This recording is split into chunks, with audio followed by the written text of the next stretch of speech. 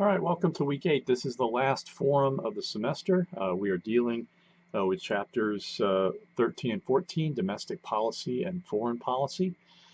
These are very important chapters. They're very substantive chapters, so we have a lot of ground to cover this week. Let's think about broad things when we're discussing these issues. As far as domestic policy, the federal government basically has a number of tools, and domestic policy broadly is concerned with what? Economic policy, social welfare policy, that kind of segues into foreign policy, which is sort of the third broad policy area that the federal government is concerned with. In terms of economic policy, government has basically three levers that they can pull. They can do fiscal policy, which basically involves taxing and spending. And generally speaking, fiscal policy is basically how do we fund governmental operations? What kinds of governmental operations are we going to engage in? And predominantly with fiscal policy, there's an economic component to it. In other words, the government is doing something in order to enhance the general welfare, which basically means we're trying to increase economic productivity. There are also monetary policies, and that is basically controlled by the Federal Reserve Board, which basically functions in the United States as a central banking institution. And that means basically they control the value of money at any particular point in time. Now, how do they do that? Simply put, they basically have their hand on the spigot of the money supply. Think of it like a water, like a spigot. If they want more money to go into the economy, they open the spigot, and they do that by lowering interest rates, right? And then if they feel like there's too much water and the economy is getting too soaked or whatever, to follow that metaphor, they can tighten the spigot, and they do that by raising interest rates. So overall, the purpose of the Federal Reserve Board is to maintain kind of an even valuation of money, because you don't want money to become too inflated. That can lead to recessions. But once a recession hits, you oftentimes want to make sure that you're injecting money into the economy to keep things going. Social welfare policies generally also have an economic component to them. Generally speaking, if the economy goes bad, a lot of times people end up out of work, through no fault of their own. What are you going to do about that? American social welfare policy is generally predicated on the idea that we want to give people a hand up, not a hand out. So we don't do the kinds of things that European countries do in terms of automatic income or permanent income or things like that. Most of the stuff you get through welfare, you've typically earned by by working and paying into the two main systems in our welfare state, which is Social Security and Medicare. Social Security, again, is designed to be social insurance. It's designed to be the most conservative amount of income left to you once you've retired.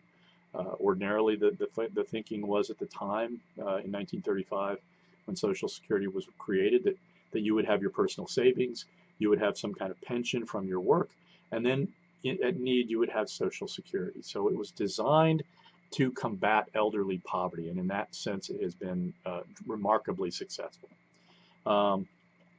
Medicare is likewise an entitlement program. It's based, the idea is, if once you pay into it, you are eligible to receive. Once you become vested, you're eligible to receive benefits from it. And again, the idea is that once you hit a certain age, you are automatically eligible for Medicare, which makes you eligible to see,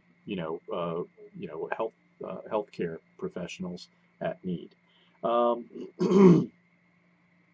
Social policies are also designed, again, to increase opportunities. Education, the premise of education, which really, again, the United States began investing heavily in education in the early 20th century. And the idea was the economy's become too complex, where we no longer are simply working with our hands. We don't go through apprenticeships.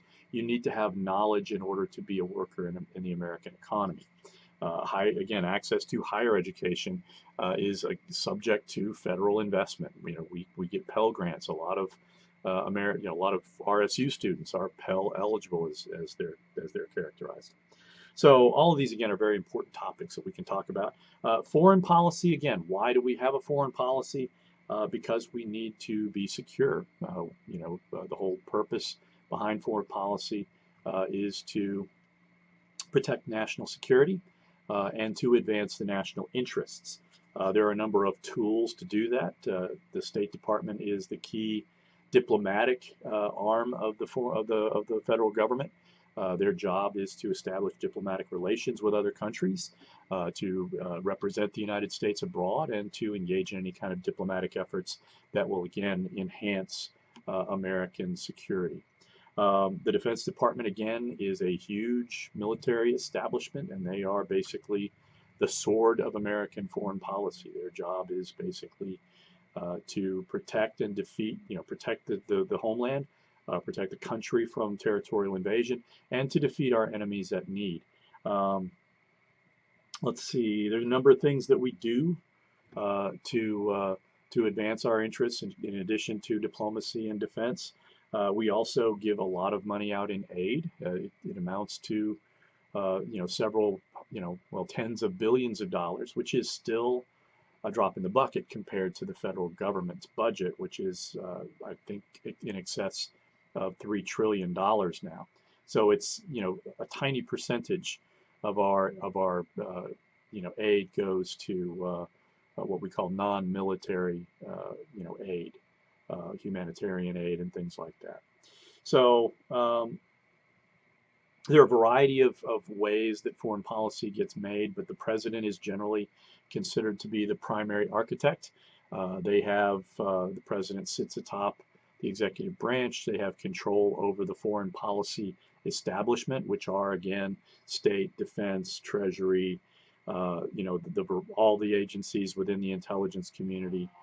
These are all the things that go into that. So a lot of stuff to talk about this week. Let's have fun and enjoy our last week of the semester.